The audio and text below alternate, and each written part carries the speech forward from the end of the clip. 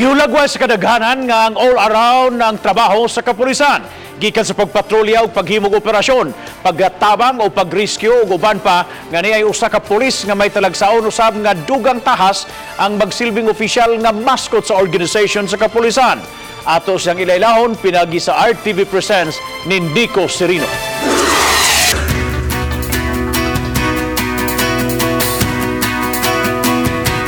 Sa pipila ka mga kalihukan sa Mandaue City Police, standout yun kanunay ang ilang official mascot.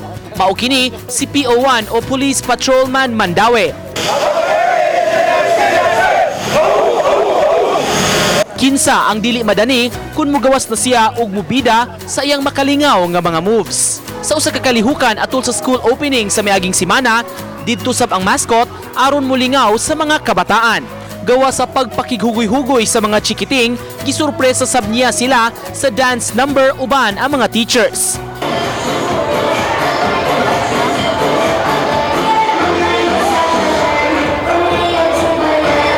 Nakita sa Mandaue Police nga ang paggamit og mascot usa ka pamaagi aron mas mapaduol sila sa katawhan labi na sa mga bata. Tuyo gyud kini nga gipagama ang mascot costume aron nga magamit sa lain-lain nga kalihukan. Ang midala sa costume, pulis usab. Ang challenge ani taas na jud kag perseverance. Positive minded lang jud kay kun dili makulaps jud ani kay perting inita. Kay one time kami gi-hire ani. Among gi-bayran wa kaabot og 20 minutos di collapse. Kalipay sa mascot nga makamugna og pahiyom sa mga tao, labi na sa mga bata. Para mga bata ba dili mahadlok og pulis ba. Ang pulis day usa ka kuan. Usa ka modelo o kayang dili ang kahadlukan family na tinabangon.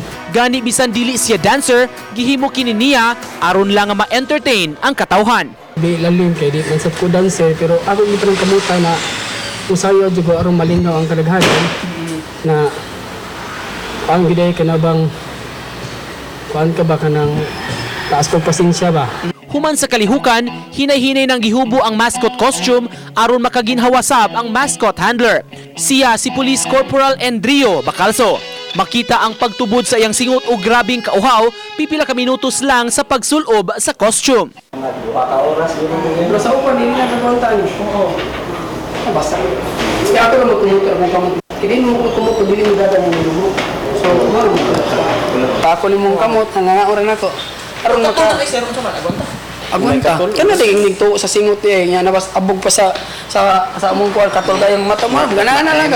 Si Bacalso dunay body matag magsulob siya sa costume aron may mutabang kaniya.